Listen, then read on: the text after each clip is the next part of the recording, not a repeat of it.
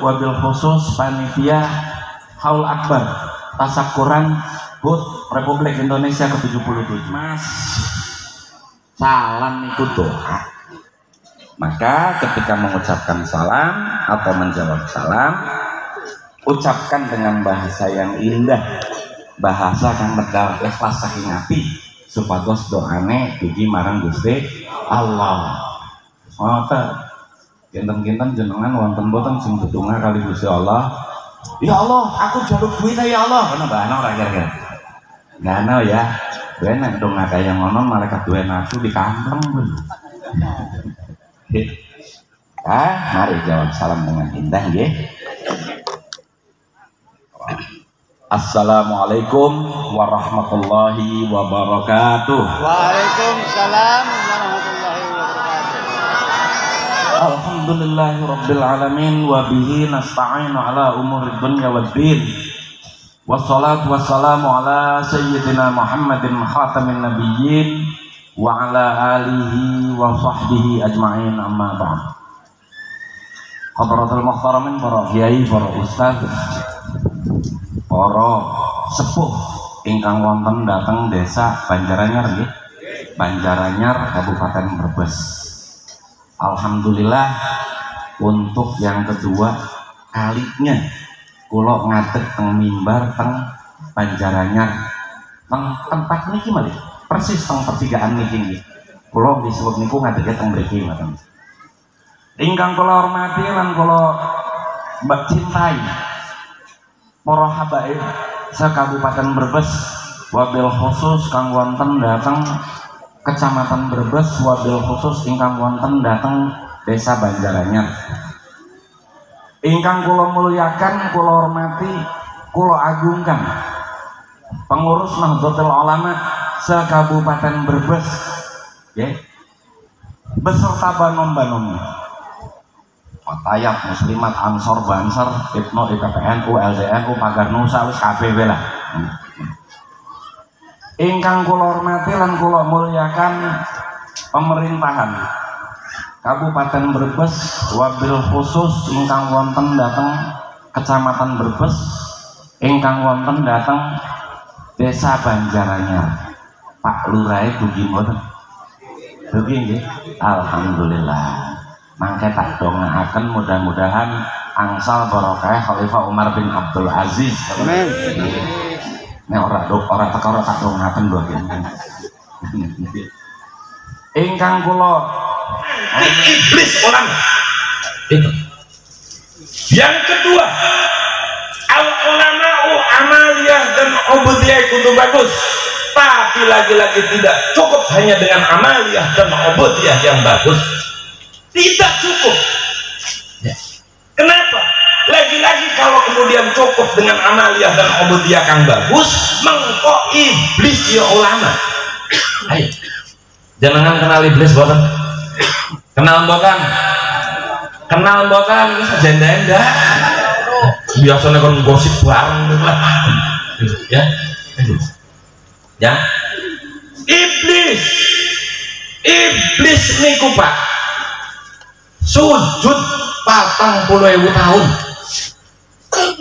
tawaf 40.000 tahun, rukuk 40.000 tahun. Lah kula tak anda ketua PAC GP Ansor Kecamatan Brebes nek kon sujud 40.000 tahun sanggup ora? Oh ketua Ansor kalah karo iblis kon lho. Wis tak diskon wis 4 tahun. Sujud tok 4 tahun ngono. Sanggup ora? Tambah nemene bekal karo iblis. Orang itu kalaupun disujud selama 4 hari, ya, disuruh sujud 4 hari gak bakalan kuat.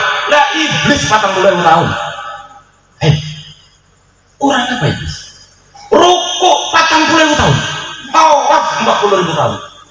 Ya. Jenengan kan nek kon sujud 4 jam ya. 4 jam kayaknya sanggup ya. Ya sing apa jam rolas ya loh, jam rolas zuhur nanti asar lah parah aku tanya. Kayaknya sanggup lah ya.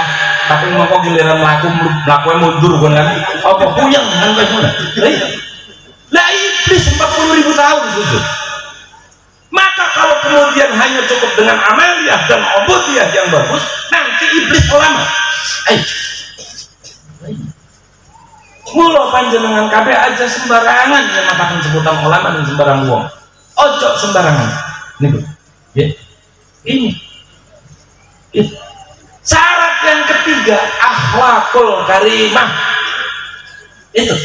Nek dedonga blesa. Ning panggung kebun binatangnya digendong. Toli ulama apa kayak makan niki. Itu. Mula 3 syarat tadi itu harus menjadi satu kesatuan yang utuh dan bulat yang melekat pada diri seseorang, itulah al-ulama. Itu enggak cukup kalau hanya dengan salah satunya. Mula nek jenengan ketemu karo wonge alim ya ibadahnya bagus tapi akhlaknya ora karuan, ya ora usah disebut ulama, Pak. Ana wong alim ari ngomong enak, ari ngaji enak, tapi bakal ning panggung isine nyaci maki wong tok, ora usah disebut ulama. Enggak usah itu. Kenapa? Karena salah satu syaratnya tidak terpenuhi. Ono wong akhlaknya bagus, ibadahnya bagus, tapi bodoh, ya harus disebut ulama. Itu. Niku, jangan sembarangan menyematkan sebutan al-ulama. Nih. Lah inilah al-ulama. Nek panjenengan ketemu karo wong dengan 3 kriteria tersebut, ikuti dia. Ikuti dia, itulah al-ulama. Ini. Yang selanjutnya siapa al-ulama ini kemudian? Al-ulama itu adalah orang yang berilmu dan di dalam ilmunya itu bersanad langsung kepada Rasulullah tanpa terputus. Itulah al-ulama. Ya. Wong alim itu kan kaya mengkonon, Pak. Kang sanade ora putus nganti Kanjeng Nabi. Gitu. Lah sakniki ana wong ari ngomong kayane enak, umat yo akeh, jamaah yo akeh, tapi giliran ditakoni belajar agama ning ngendi, tak pernah mondok ning ngendi, jawabe otodidak. Ari otodidak iku belajar dewek orang nganggo guru, kuwi arane otodidak. Ditakoni belajar agama di mana, jawabe otodidak. Jejak, Pak. Jejak kowe sing kaya badal mangkono. Tolong bilun sesat menyesatkan. Malam yakun lahu syaikhun fa syaikhu syaitan. Sopane wong sing ora duwe guru, maka gurune adalah setan. Kanjeng Nabi. Iku. Lah iki ngomongnya otodidak, yo blay. Macul be anak gurune. Nyupir mobil be anak gurune. Lah saiki belajar agama tanpa guru, akhirnya nafsiri innama yakhshallaha min ibadil ulama, nanti wedus geding bisa dadi ulama. Yo blay sing kaya ngene iki, Pak. Blay sing kaya ngene.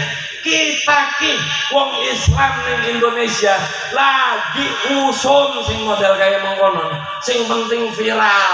Ada ngono ya. Wis jenengane dibebodo ora rasa ngono ya. Dibebodo ku kenemenan jenenganku, Pak. Ya, jenengan ibu dibebodo ki kenemenan. Arepan pemilu dibebodo, nggih kan? Nggih mboten, aku wis arep pemilu dibebodo. Arep pilkada dibebodo men. Ya. Sampai tekaning alternatif pengobatan alternatif dibebodo. Mosok iya nganti tekaning belajar agama dibebodo, yo lain jenengan ibu. Bener capek lurus di Kang intinya Kang dawuhaken kados ngoten. Dagangan sing ora bakalan rugi kowe dagangan agama, apa maning konsumennya wong bodoh ngono lho. Mula jenengan aja dadi wong bodoh. Dibebodo bae jenengan uripe. Ning persoalan politik dibebodo, ning persoalan bisnis dibebodo, sampai tekan persoalan agama jenengan dibebodo ngono lho. Lha iya. Suwan sih Pak, Bu. Suwan. Ya ngapunten ono sing ngomong kan jero golok bisa murup diweruh ana baterainya. Ya kayak pedangnya Sailor Moon dene. Lah ini mula wis lah jenengan ngintil bae karo para ulama nggih pentingnya ulama kang bersanad iku sebab dawuh Kanjeng Nabi al isnad ad-din fayanzuruna amman ta'khuduna dinakum. Al isnad ad-din Fayawuruna amman ta'khuduna dinakum. Sangat itu agama, maka lihat dari mana kalian mengambil agama kalian. Loh itu. Jangan kemudian sanate kama qala syekhuna Google. Wa qala syekhuna YouTube. Ada sing meniki. Jenengan paham Google Map mboten Pak? Bu. Paham nggih Google Map nggih? Google niku map mawon nyasaraken. Kulo tahun kemarin bulan November di foto Google Map disasaraken Google Map niku ping 5 lho. Mosok ijo ana megosen ning tengah sawah niku menak salah niku. Lha iki gara-gara Google Map. Mula nek arepan belajar agama, yo belajar karo guru aja karo apa Google. Sebab Google iki ora bisa didadiaken sanad, ora bisa dadi sanad. Kalau untuk menambah wawasan, khazanah pemikiran boleh saja, tapi kalau bersanad yang nggak boleh itu. Sebab sanad inilah nanti yang akan mempertanggungjawabkan apa yang kita ketahui dan apa yang kita kerjakan. Kados ngoten ya. Al-isnad ad-din fayanzuruna amman ta'khuduna dinakum. Al-isnad min ad-din laula al-isnad laqala man syaa ma syaa. Sanad itu bagian dari agama. Andaikan tidak ada sanad nanti orang akan ngomong sanad sendiri. Begitu. Sudah terbukti zaman sekarang. Mula panjenengan sing hati-hati. Wis ngintilo bae karo para ulama nggih. Ngintilah karo para ulama, ngintilah karo para ulama NU. Wis aja gawe dalan dewek, bukan belangsa. Niku lho. Nggih. Lo sanad NU kayak apa? Dan nek sanad NU, kula insyaallah hafal, Pak. Tobako wonten 17, sing masing-masing tobako wonten 50 ulama, 40 ulama, 20 ulama, 30 ulama, 11 ulama. Insyaallah kula madan apa? Baka apal banget tak ora, bukan ana sing keliwat ngoten lho. Tapi insyaallah madan apa? Ulama iki gurune iki tekanan kene. Gurune iki tekanan kene. Insyaallah kula madan apa? Sanad fikih kados ngeten, sanad tauhid kados ngeten, tafsir kados ngeten, sanad Quran kados ngeten, sanad hadis. Insyaallah kula paham. Apal. Cuman nek tak sebutaken jenengan masa apal lagi ka wis minimal pernah krungu kono belaya. Lah iku makom kita kan makom pernah krungu gitu kan. Makom kita sedaya niki makom pernah krungu. Mulane apa? Wis ngintil bae karo para ulama. Nggih, ngintil bae karo para ulama. Pak, Bu, kekacauan modal kados niki itu sebenarnya sudah terjadi dari dulu. Dari semenjak pasca sedoe Kanjeng Nabi, wong Islam iki dikacaukan itu sudah dari dulu. Umat Islam niku kacau sing kawit pasca sedone Kanjeng Nabi. Ya. Apa nafsir Quran saenake dhewe yo terjadi. Pasca sedone Kanjeng Nabi niku Quran yo ditafsiri saenake dhewe. Quran ditafsiri hanya untuk kepentingan kekuasaan yo zaman pasca sedone Kanjeng Nabi yo terjadi. Ya, nafsir hadis saenake dhewe yo terjadi di zaman Kanjeng Nabi niku. Sapa pasca sedone Kanjeng Nabi niku? Musailama al-Kadzdzab niku yo ngantos ngaku nabi. Nggih, zaman saniki wonten sing ngaku nabi mboten? Wonten nggih, namanya Ahmad Musaddiq kan niku kan Ahmad Musaddiq ngaku nabi. Tapi zaman saniki luwih kentir. Ngertos kentir mboten? Zaman pasca sedone Kanjeng Nabi namung ngaku nabi. Lah saniki ngaku malaikat Jibril. Nggih liaten niku. Ngaku malaikat Jibril. Mula polisi paling hebat, polisi Indonesia. Apa sing kawit nabi nanti malaikat Jibril ditangkap apa lho? Bisa dipenjara kan. Luar biasa wong Indonesia iki. Lah ini ngaku nabi, sampai ngaku malaikat Jibril zaman saniki terjadi. Dan zaman Rasulullah pasca sedone Rasulullah misami kados ngoten. Quran, hadis hanya dijadikan alat pembenar untuk kepentingan kekuasaan belaka, itu yo terjadi. Sami kados zaman saniki. Nggih, ayat jihad nggo dolanan, titik-titik jihad, itu kan. Jihad dimaknai kital kabeh, perang kabeh yo kados ngeten. Nek jihad iku dimaknai kital kabeh, mongko tukaran karo tangga teriake jihad yo lae, Pak. Saniki zaman iki kados ngoten. Mula ketika Sayyidina Abu Bakar As-Siddiq diangkat sebagai khalifah, nek cara ansor, program kerja pertamane ngoten. Program kerja pertamanya itu adalah memerangi kaum Riddah. Nih, Sing gelem balik maning nang Islam diterima, sing ora gelem kirim pasukan. Itu Sayyidina Abu Bakar. Lah, keadaan ini terus terjadi di zaman Sayyidina Umar, di zaman Sayyidina Utsman, di zaman Sayyidina Ali itu terjadi seperti itu. Bahkan seorang Abdurrahman bin Muljam, ya, paham bukan Abdurrahman bin Muljam? Paham nggih? Preman niku, no, preman alun-alun. Sanes, Pak. Abdurrahman bin Muljam sanes preman alun-alun. Abdurrahman bin Muljam itu bukan preman alun-alun. Abdurrahman bin Muljam bukan tukang mabok. Abdurrahman bin Muljam bukan tukang judi. Tapi Abdurrahman bin Muljam adalah hafizul Quran, hafal Quran. Ya. Qiyamul lail, orang yang kalau malam bangun dan sholat sunnah. Bahkan di zaman Amr bin As jadi gubernur di Mesir, ketika Mesir butuh guru Quran, sing dikirim kali Sayyidina Umar saat itu adalah Abdurrahman bin Muljam. Tetapi karena terpengaruh ketika di Mesir niku terpengaruh paham-paham sing kados ngoten, sing nafsir Quran saenake dewek, sing akibatnya apa? Nafsir Quran dawuh Gusti Allah la hukma illallah dijadikan alasan untuk membunuh Sayyidina Ali. Dan itu Abdurrahman bin Muljam. Padahal qiyamul lail, hafizul Quran. Itu. Dan Rasulullah jauh-jauh hari sampai ngingetaken datang Sayyidina Ali. Ya Ali, seburuk-buruknya orang adalah orang yang nanti membunuh kamu. Dan itu Abdurrahman bin Muljam. Adalah Al-Quran. Nah ini orangnya pula kadang-kadang tergugu. Indonesia ini ramai ya, nanti bocah-bocah sampai cetak kan. Dianjingaken ning pondok-pondok tahfidz kan lho. Iya kan? Dianjingaken ning pondok tahfidz giliran balik orang kenal karo bapakne karo orang kenal karo ibune, kate kepuyangan keding. Untuk kaya ngono. Quran itu bukan hanya sebatas dihafal, tetapi yang paling utama adalah diamalkan. Dan ini Quran diamalkan. Nah, itu terjadi. Bahkan kalau di dalam puncak daripada semua kekacauan itu, di dalam satu riwayat disebutkan adalah karena setelah terjadinya kemudian terjadinya tragedi Karbala. Dan ini wong NU ngomong Karbala, foto eter, opo sing aja ini ngono lho ya. Nanti dulu. Karbala, tragedi Karbala itu bukan hanya milik Syiah. Itu adalah milik Islam secara keseluruhan. Bagian daripada sejarah Islam yang juga harus kita ambil hikmahnya. Mula aja wedi ngomong masalah tragedi Karbala. Tapi kan diklaim Syiah ya pada klaim tok. Sebabnya pecahan soror pada ngerti ngono lho.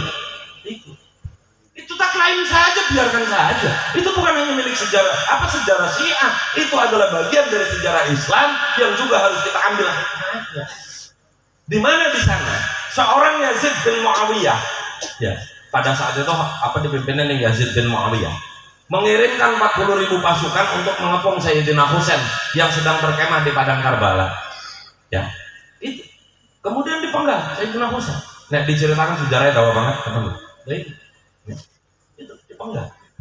Sampai kemudian Imam Suyuti di dalam satu kitabnya menjelaskan di mana pada saat itu Karbala itu karena Yazid bin Muawiyah memiliki asumsi atau pikiran untuk melanggengkan kekuasaannya, maka harus menghabisi orang-orang yang memiliki potensi untuk menggulingkannya. Lah, kang dianggap paling berpotensi untuk menggulingkan kekuasaannya adalah Sayyidina Husain dan Sayyidina Hasan. Mulanya apa? Dikirimin 40.000 pasukan dan terbunuhlah Sayyidina Husain. Inilah akibat nafsir Quran seenak-enak. Akibat Islam hanya dijadikan tameng untuk kepentingan kekuasaan. Aja nanti kita baca Ansor, aja nanti kita baca Bansar, aja nanti kita wong NU, wong putu Kanjeng Nabi yo dipateni kok. Itu. Mula sakniki di Indonesia sing diancam-ancami ku wong NU, wong Ansor, wong Bansar, apa ora aneh? Apa sing bengi yo terjadinya kayak ngono. Itu. Nah ini. Imam Suyuti dalam satu kitabnya menjelaskan bahwasanya setelah terjadinya tragedi Karbala itu langit berwarna merah darah selama 60 hari. Itu. Ini menunjukkan betapa alam pun tidak menerimakan ketika Quran hadir hanya dijadikan alat pembenar untuk kepentingan kekuasaan. Laning Indonesia aja maning pilihan presiden, wong pilihan kubu besing ditolak Quran ya Pak. Ki ngabu teman-teman. iki ngablu temen sing ditol Islam, sing ditol takbir, apa urusannya weteng bari sesore weteng lho. Ini di Indonesia terjadinya seperti ini sekarang itu. Mula panjenengan kudu hati-hati. Imam Suyuti menyampaikan langit berwarna merah darah setelah terjadinya tragedi Karbala ini.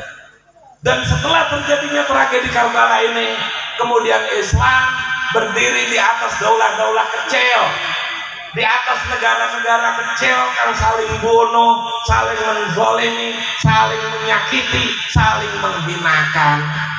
Itu. Dan semua alasannya Islam. Dan semua yang dijual ini Islam. Sing saling bunuh ya wong Islam, sing saling merendahkan ya wong Islam, sing saling menyakiti ya wong Islam. Zaman itu. Nah zaman saat ini Indonesia ya padha nggih. Ya, sing tukaran wong Islam karo wong Islam. Jare apa? Jare kane ari wong NU kaya ngene, iki kan. Ansor banser sing mone meneng gemes Gus. Apa diomongi pek-pek orang terima, akhirnya tak parani ya Allah ya. Orang kayak ngono aja mau diparani jejak kan. Nek diparani tok kayak percuma, jejak wani orang anu. Lah ini di Indonesia yang terjadinya sekarang seperti ini. Antar sesama muslim itu saling menyerang, saling merendahkan, saling menyakiti. Wong NU yang dibid'ah-bid'ah terus, bener ora? Nggih kan? Di kafir-kafir, di musyrik-musyrik, kabeh amalannya dibid'ahkan dan dimusyrikkan. Kita dulu sabar, kita diam, biarkan, suwe-suwe tambahkan dia cek guru-guru kita kabeh, jejak sing model mengkono niki. Iki adalah upaya untuk menjauhkan umat dari para ulamanya. Hati-hati itu. Ya, ini. Mula panjenengan kendang atos-atos. Inilah yang terjadi saat ini. Dan pada saat itu Islam berdiri di atas daulah-daulah kecil yang saling serang, saling bunuh, saling menyakiti. Ya. Sehingga kemudian keadaan seperti itu menimbulkan keprihatinan pada diri seorang kang arane Sayyid Ja'far Shadiq, seorang ulama kang arane Sayyid Ja'far Shadiq. Beliau merasa prihatin ketika Islam hanya dijadikan alat pembenar untuk kepentingan-kepentingan kekuasaan. Beliau prihatin ketika Quran, hadis hanya ditafsiri dengan ukuran logika dan kepentingan weteng tok. Itu loh. Beliau prihatin, dan di dalam keprihatinannya kemudian beliau wadul. Ngerti ya wadul ya? Wong Banjaranyar ngerti wadul ora? Ngerti nggih? Wadul ning Kanjeng Nabi. Wadule apa? Wadule Allahumma sholli ala sayyidina Muhammad wa asghilil zalimin bizzalimin wa akhrijna min bainihim salimin wa ala alihi wa sahbihi ajma'in. Lho itu kita ngomong sholawat gue pada ngomong sholawat asil. Lho iya sembunyinya karena sholawat asil. Itu sholawat ketika umat Islam terpecah belah. Itu ya, keprihatinan ketika umat Islam terpecah belah. Wadule Sayyid Ja'far Shadiq seperti itu. Mulane kita kabeh wong NU bakal ana sing mengancam keamanan dan persatuan negara, pasti ning para kiai kon maca selawat asil, bener ora? Lha kuwi ana riwayate, ora paduto niku. Lalu kemudian Sayyid Ja'far Shadiq ini memanggil Khalifah Umar bin Abdul Aziz. Lha khalifah iki nek cara pemerintahan itu adalah presiden. Presiden diundang nang kiai teka, ngono lho ya. Teka. Mula kula ndedonga Pak Lurah diundang para kiai tebugi. Muga-muga oleh barokah Khalifah Umar bin Abdul Aziz. Lho kaya ngono, anak riwayat itu juga dong ya ora paduan tok ngono lho. Ya. Khalifah Umar bin Abdul Aziz selalu datang kepada Sayyid Ja'far Shadiq. Lalu di situ Sayyid Ja'far Shadiq menyampaikan keprihatinannya tentang kondisi umat Islam, kondisi yang hanya menjadikan Quran sebagai tameng dan alat pembenar. Di situ Sayyid Ja'far Shadiq menyampaikan, lalu kemudian Sayyid Ja'far Shadiq meminta kepada Khalifah Umar bin Abdul Aziz untuk mengumpulkan para ulama. Itu mengumpulkan para ulama. Lalu berkumpullah para ulama di sana. Apa ini terjadi tahun 99 Hijriah? Ya. berkumpul para ulama, ada ulama ahli tafsir kang aranna Syekh Ahmad At-Tabari, wonten ulama ahli hadis kang aranna Syekh Abu Talhah, wonten ulama bahasa kang aranna Abul Aswad Ad-Du'ali, wonten ulama akidah atau tauhid kang aranna Abul Hasan Al-Asy'ari. Kumpul. Ini terjadi tahun 99 Hijriah. Lalu kemudian kumpulan para ulama ini, di mana maksud daripada berkumpulnya para ulama ini antara lainnya adalah agar Islam kembali sesuai dengan apa yang diajarkan oleh Rasulullah, agar Islam kembali sesuai dengan apa yang diajarkan oleh Allah Subhanahu wa taala. Berkumpul di situ para ulama. Lalu kemudian gerakan berkumpulnya para ulama ini dideklarasikan nek cara saniki, dideklarasikan oleh Abul Hasan Al-Asy'ari, hadza harakatu ahlus sunnah wal jamaah. Nah ini gerakan ahlus sunnah wal jamaah dari Abul Hasan Al-Asy'ari. Lah Abul Hasan Al-Asy'ari nek tak runut sanade iki mengko tekane Sayyidina Abdullah bin Umar, kemudian kepada Sayyidina Umar, kemudian kepada Kanjeng Nabi. Niku lho. Lalu ke bawah mangke wonten Syekh Abdul Karim ki muridé Abul Hasan Al-Asy'ari. Wonten Syekh Abdul Karim kemudian diterusaken gerakannya oleh Syekh Abu Bakar, diterusaken gerakannya oleh Syekh Imam Haramain, diterusaken gerakannya oleh Syekh Abu Hamid Al-Ghazali atau Imam Ghazali gitu. Abu Hamid Al-Ghazali diterusaken ning Al-Aufi muridé, diterusaken ning muridé maning Al-Kharizi. Terus apal mboten jenengan? Puyeng-puyeng lah. Tapi minimalnya pernah krungu kaya ngono lho ya. Wis nek ditawakan bawa pisan. Lanjut sampai kemudian kepada Sayyid Ahmad Zaini Dahlan. Lo sapa Sayyid Ahmad Zaini Dahlan iki? Beliau adalah seorang ulama Ahlus Sunnah wal Jamaah, turunan kedua dari Syekh Abdul Qadir Al-Jilani, turunan ke-8 dari Sayyid Janki Dausat, turunan ke-20 dari Sayyidina Hasan. Beliau inilah ulama Ahlus Sunnah wal Jamaah yang kemudian mempertahankan amaliyah ubudiyah yang bersifat kultural, yang kemudian dilakoni ning wong NU saiki, apa tahlilan, yasinan, manakiban, ziarah kubur yang saya akan jadi dahlan. Itu. Jadi nek ana wong ngomong bid'ah kira-kira wong sing ngomongnya alim iki harus Sayyid Ahmad Zaini Dahlan. Saya menonton orang seketer. Lah Sayyid Ahmad Zaini Dahlan ini kemudian gerakannya diteruskan oleh muridnya kang arane Syekh Nawawi Al-Bantani. Syekh Nawawi Al-Bantani diteruskan kali muridnya kang arane Syekh sinten? Madura Mbah Khalil Bangkalan Madura. Mbah Khalil Bangkalan Madura diteruskan kali muridnya kang arane Syekh Mahfud Termas Pacitan. Syekh Mahfud Termas diteruskan kali muridnya Mbah Hasyim Asy'ari. Mbah Hasyim Asy'ari kemudian mendirikan gerakan Nahdlatul Ulama di Indonesia. Mbah Hasyim diteruskan kali putrane Kiai Wahid Hasyim. Kiai Wahid Hasyim dilanjutkan kali putrane Gus Dur. Gus Dur diteruskan kali penerusnya ya Kiai Hasyim Muzadi. Kiai Hasyim Muzadi diteruskan oleh penerusnya Kiai Said Akil Siraj, dan sekarang diteruskan oleh Kiai Yahya Khalil Stakuf. Tuh salah siji wae. Ajak kabeh jenengan apa ora bakalan masalah. Semaine ora pada apa lain. Tapi maning-maning apa? Makom kita iki makom pernah krungu. Jadi alhamdulillah pernah krungu kayak ngono. Apa ora apa minimal pernah krungu kayak ngono. Lain inilah sanadnya Nahdlatul Ulama. Mula nek jenengan kemudian berpikir bahwa mau mengikuti ulama yang sahih ya, iku sing ngendi? Yang intilah ora NU. Sing jelas sanade kuwi tekak dengan Kanjeng Nabi. Ayo. Terus saya kira wong ngomong apa? Jarine NU sesat kayak ngono ya. Nek NU sing sanade tegas sampai Kanjeng Nabi ngomong sesat, primen karo wong kang sanade mung tekaning Google, ayo. Ayo sob. Nah ini mula aja sembarangan nyesat-nyesat ke NU. Nyesat-nyesat ke NU berarti menyesatkan runutan sanad kang wonten dengan NU. Hati-hati Pak. Aja sembarangan. Ini loh. Mula kita jadi wong NU, ya usah aja bangga ada di wong NU. Apa? Karena minimal kita adalah menjadi bagian dari mata rantai sanad yang tidak terputus sampai ning Kanjeng Nabi. Lu kata sopan. Nggih kan? Paham boten? Paham boten? Orang ngandel lu yakin itu. Wong ngomong katanya beri ngantuk kok ngomong paham sing dipahami apa ya. Tapi minimalnya pernah krungu kayak ngono lho, ya. Lah ini Nahdlatul Ulama. Mula nek jenengan dadi wong NU, tapi kemudian tidak bangga dengan ke-NU-an panjenengan, ya mohon maaf pun arane wong NU akon-akon tok. Sebab wong NU iki zaman saiki Pak, iki mau ana telu.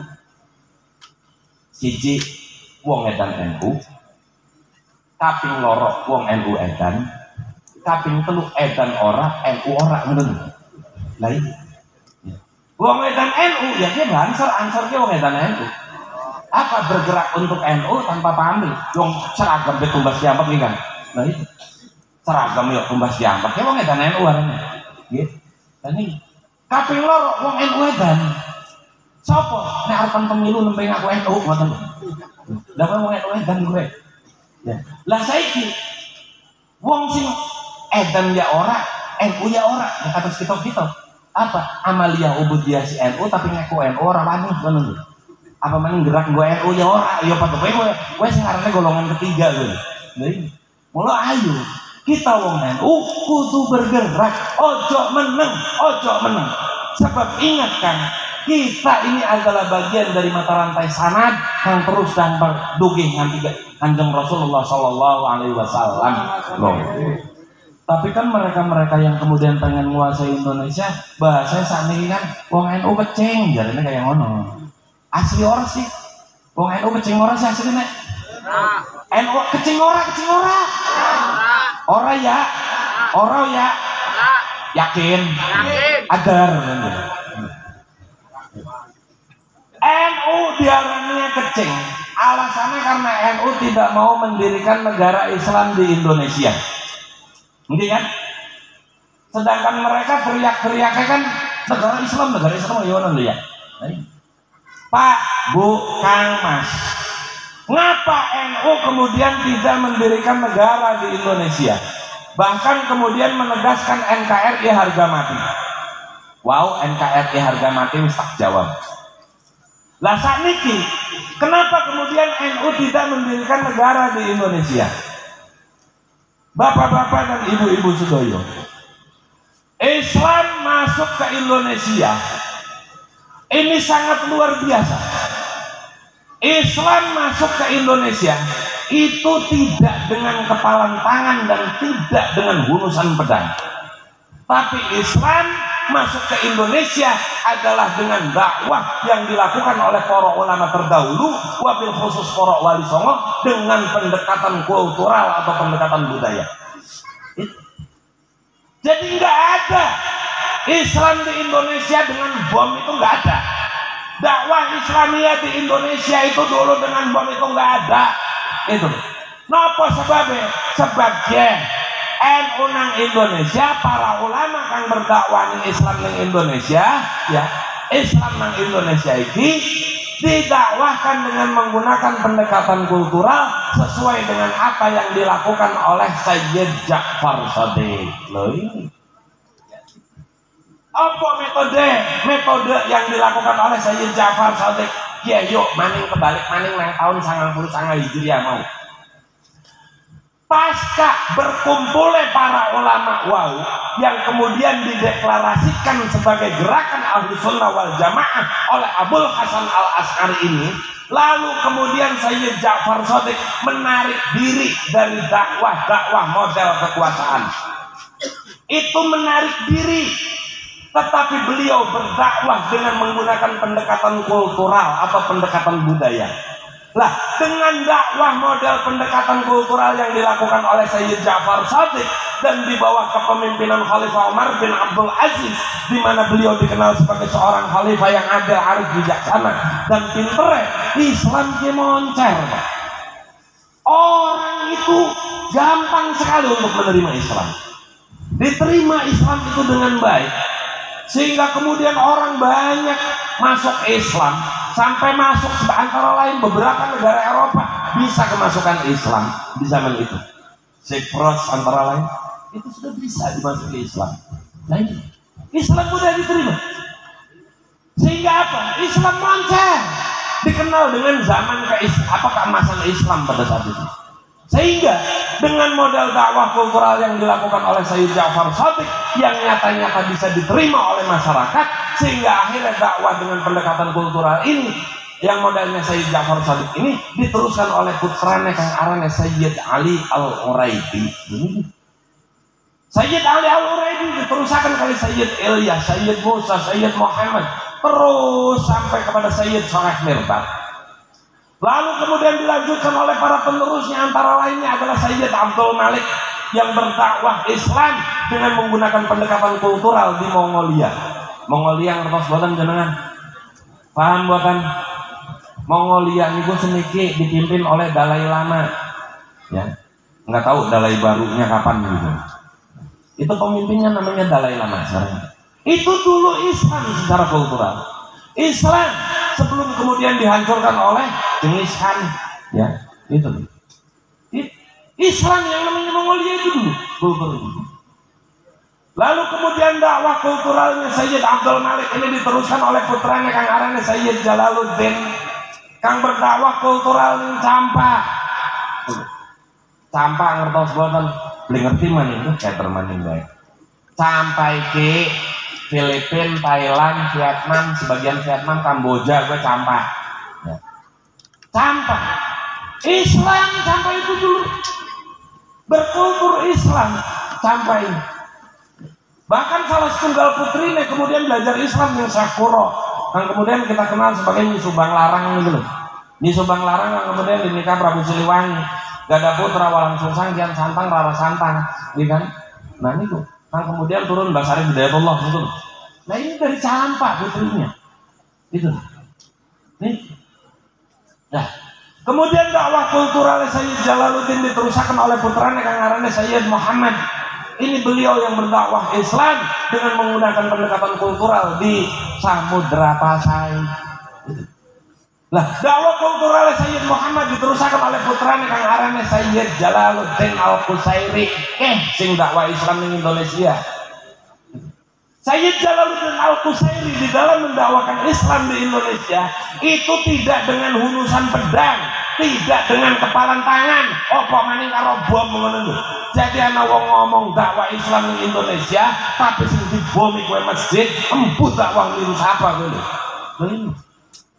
Ini Sayyid Jalaluddin Al-Qusairi diteruskan oleh putranya Kang Arane Sayyid Ibrahim As-Samarqandi.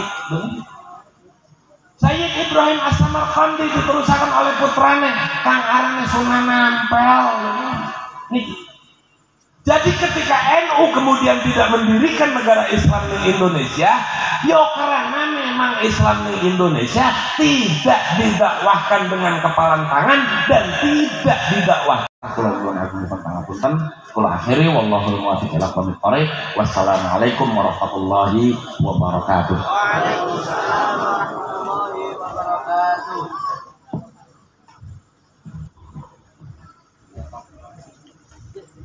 Demikianlah Mau'idul Hasanah yang telah disampaikan oleh Gus Nofal Fuad saking Pondok Cirebon. Untuk acara yang terakhir doa penutup yang insyaallah akan disampaikan oleh beliau Bapak Kiai Haji Zairuhin Al-Habib.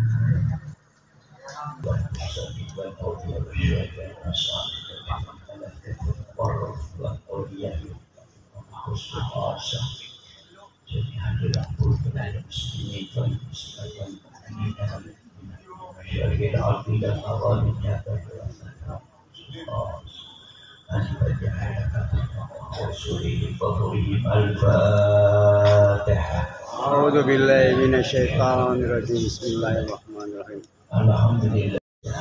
Allahumma barik lana fi umrina, Allahumma barik lana fi rizqina, Allahumma barik lana fi dzurriyyatina, Allahumma barik lana fi ilmina, Allahumma barik lana fi ma'ishatina, Allahumma barik lana fi jannina hadha. Rabbana hab lana min azwajina wa dhurriyyatina qurrata a'yun waj'alna lil muttaqina imama. Allahumma ij'alna